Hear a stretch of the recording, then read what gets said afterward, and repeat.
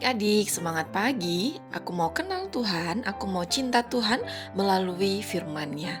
Wah, senang sekali loh Seika di pagi hari ini dapat menemani adik-adik semuanya di dalam renungan harian sekolah minggu GKTB.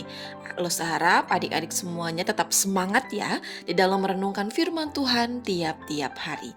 Nah, di pagi hari ini sebelum kita merenungkan firman Tuhan, mari kita berdoa. Tuhan Yesus, terima kasih untuk kesempatan yang Engkau berikan bagi kami semuanya di pagi hari ini. Kami boleh merenungkan firman Tuhan.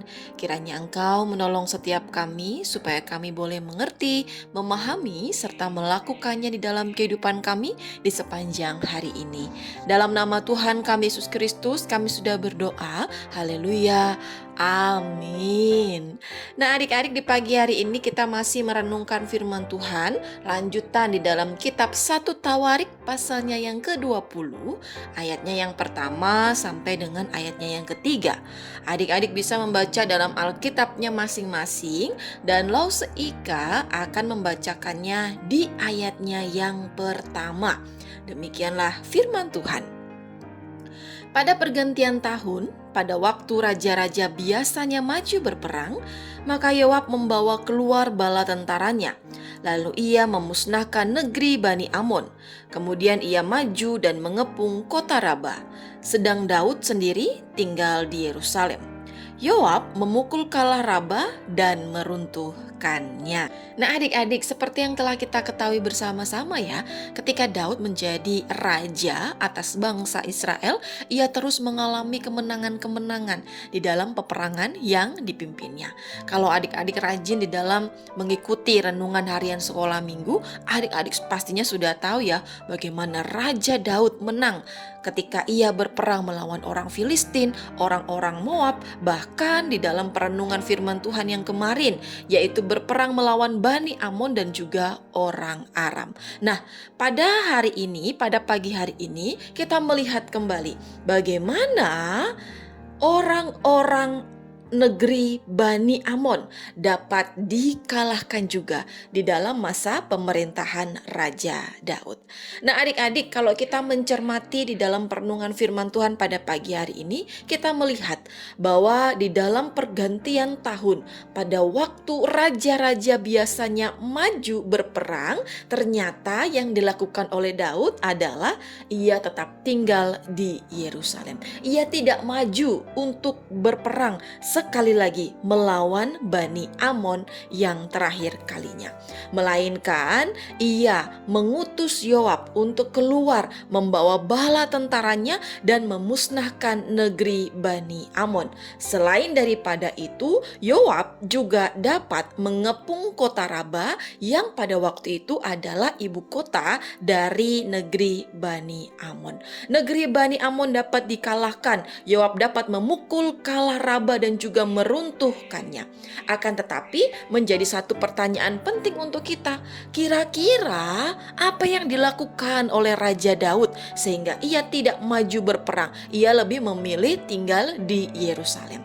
Nah, adik-adik, perlu untuk kita ketahui ya bahwa pada waktu itu Raja Daud mulai lalai di dalam melakukan kewajibannya.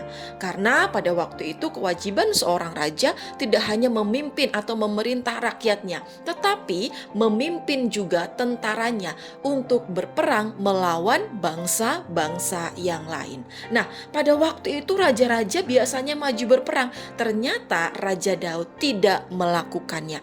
Ia lalai di dalam menjalankan kewajibannya sebagai seorang raja. Bahkan adik-adik ya, kalau adik-adik baca dan bandingkan di dalam kitab 2 Samuel pasalnya yang ke-11 ayat yang pertama sampai dengan ayat yang ke-27. Kita di sana dapat melihat apa yang dilakukan oleh Raja Daud ketika ia tinggal di Yerusalem.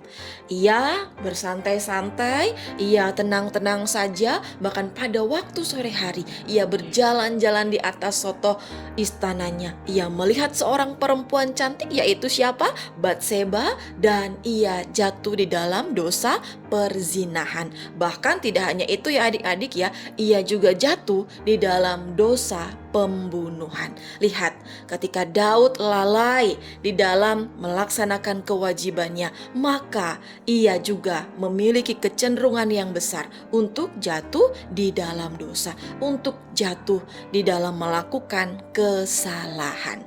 Nah, adik-adik, melalui kebenaran firman Tuhan pada pagi hari ini, kita juga diingatkan kembali ya, bahwa kita ini sebagai anak-anak yang sungguh-sungguh mengasihi Tuhan, kita ini punya kewajiban, yaitu bagaimana kita harus taat kepada Tuhan, harus setia di dalam merenungkan firman Tuhan, harus tekun di dalam doa-doa kita. Nah, ketika kita ini mulai lalai tidak melakukan kewajiban kita, maka apa yang akan kita dapati dalam hidup kita? Kita akan lebih mudah untuk melakukan dosa, lebih mudah lagi untuk melakukan kesalahan, lebih mudah lagi untuk melakukan hal-hal yang tidak berkenan di hadapan Tuhan.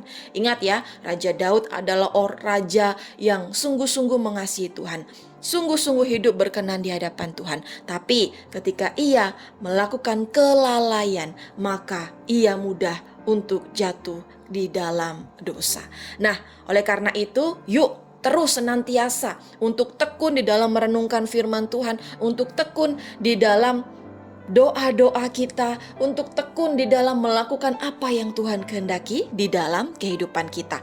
Jangan kasih kendor ya adik-adik ya, di dalam mengikuti renungan harian maupun di dalam doa-doa kita tiap-tiap hari. Amin. Mari kita berdoa. Tuhan Yesus, terima kasih untuk kebenaran firman-Mu yang mengingatkan kami bagaimana kami tidak boleh lalai di dalam kewajiban kami sebagai anak-anak yang sungguh-sungguh mengasihi Engkau. Tolonglah kami supaya kami boleh tekun di dalam merenungkan firman Tuhan tiap-tiap hari. Tolonglah kami juga untuk terus bertekun di dalam doa-doa kami kepadamu. Tolonglah kami juga terus bertekun di dalam melakukan apa yang berkenan di hadapan-Mu. Kami juga berdoa menyerahkan juga untuk semua aktivitas kami di sepanjang hari ini. Kiranya Engkau menolong setiap kami sehingga di dalam aktivitas kami kedapatan memuliakan nama Tuhan dan boleh menjadi berkat bagi banyak orang. Dalam nama Tuhan kami Yesus Kristus kami sudah berdoa. Haleluya. Amin. Nah adik-adik, sekian dulu renungan firman Tuhan pada pagi hari ini ya. Sampai ketemu di dalam renungan-renungan harian selanjutnya. Bye-bye adik-adik.